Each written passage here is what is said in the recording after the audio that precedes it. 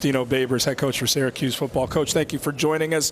How's it feel to be back in person for one of these kickoff days? I can honestly say this and get through the pearly gates. I missed you guys. Hey, boy, my man. Looked us right in the eyes and lied to us, Eric. No, I said I had to get through the pearly gates. That's right. Right now, this moment, at this time, I missed you guys. That's right. Now, 2 or 3 weeks from now, it might be totally different. But right now, I can get through the gates saying it. I love it, Coach. Well, let's jump straight into this thing. I want to talk about your defense and changing to that 3-3-5 and having just skill players all around your defense. I think it's one of the most intriguing defenses that kind of people are shifting to right now. I think you've got loaded weapons to use it.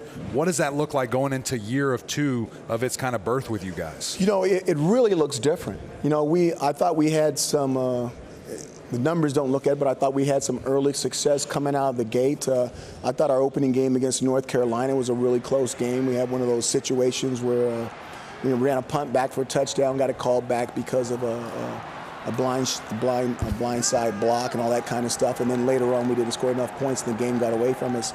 But throughout the season, the kids were playing it, but you could see that they were just misfiring. They didn't quite have it. It's like, you know, Spanish is a second language. You can go down there, but you really can't get everything you want because you took Spanish 1 and Spanish 2, but it's just not flowing, you know, when you're down there and you're trying to talk to the locals. I think this year they've got it. And just watching them, having an opportunity to go through spring ball and having the coaches work with them and them really starting to understand and knowing what they're supposed to do with that defense, I think they're going to be a lot better. And I'm excited to see where that growth can go. Coach, Eric's still working on English, so we're not even thinking about Spanish quite yet right here. Let's focus in on, I tried to break this news with Coach Mike Norvell of Florida State earlier. He kind of veered me down a path of speaking of generalities. Job well done, I guess. I'm going to try to ask you the same question here. Let's break some news, Coach. Who's going to be your starting quarterback this season? You know what? This is what I want. I want the guy that runs out there as our starting quarterback the first game to finish as our starting quarterback upright. In the years that we've been there, when we've started a season and finished the season with the same quarterback, regardless of how many quarterbacks played, we've had a winning season. Every season that we haven't been able to finish with the quarterback that ran out there first, our season has been not so good. And I think with the change we had a change of personnel, change of philosophy with the offensive line. I think all those things are going to play. But I think the biggest thing is the health. I mean, the seasons that we've had after our 10-3 years, it comes down to certain guys not being healthy.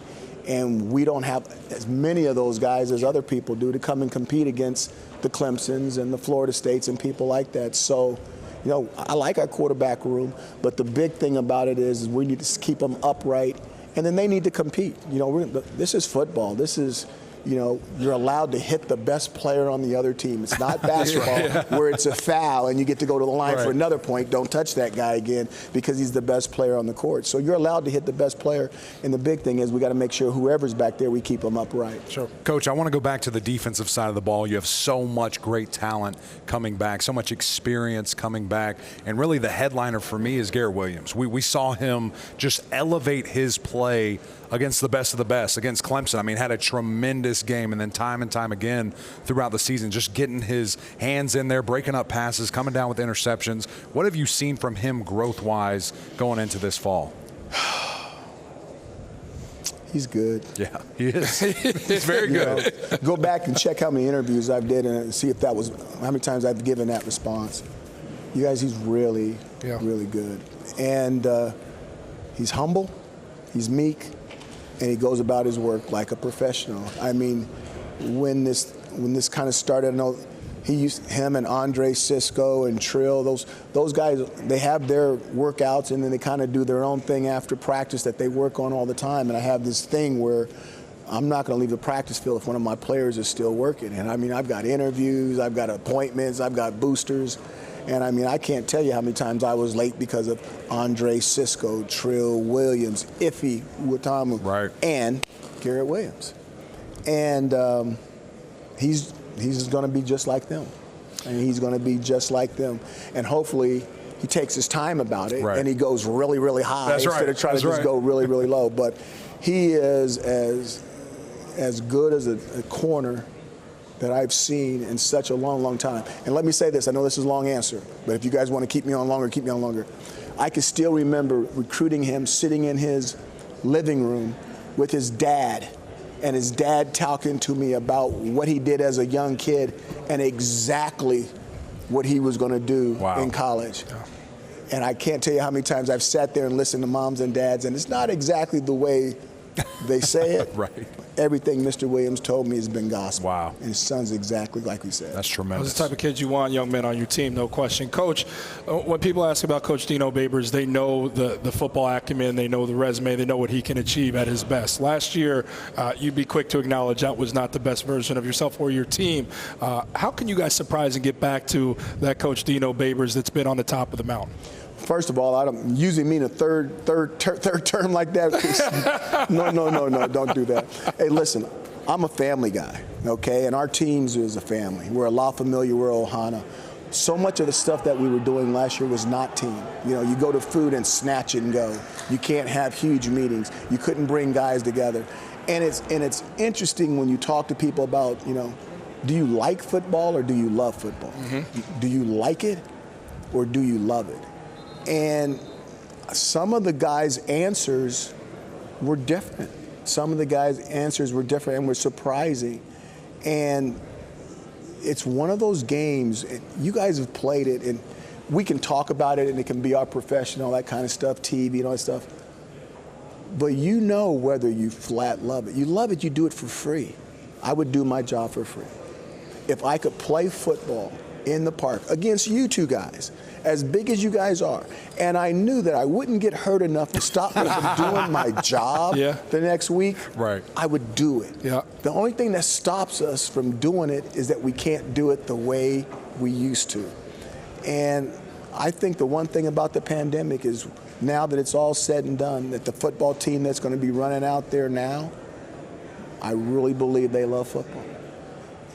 How did that conversation ever come up? Did that moment during the season where, you know, maybe you can tell your guys, like, hey, y'all don't love this right now. We need to have this come to Jesus meeting. Did that happen? Is it still happening?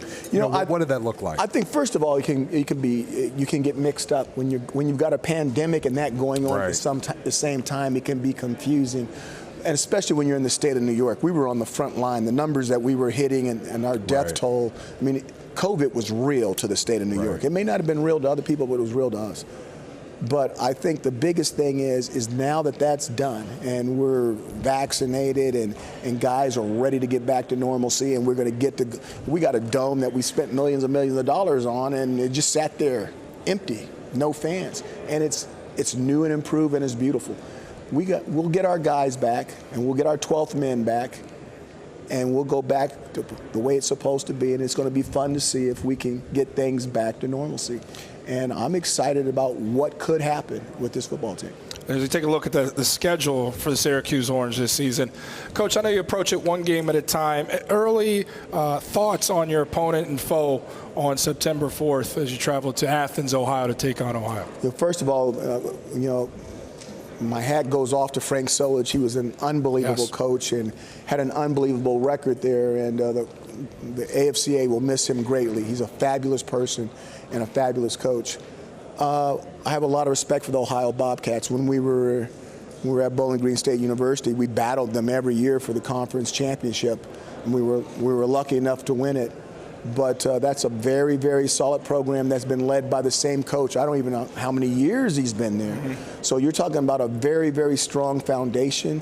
The way he retired late almost guaranteed that someone on the staff was going to get the job, and the offensive coordinator got the job.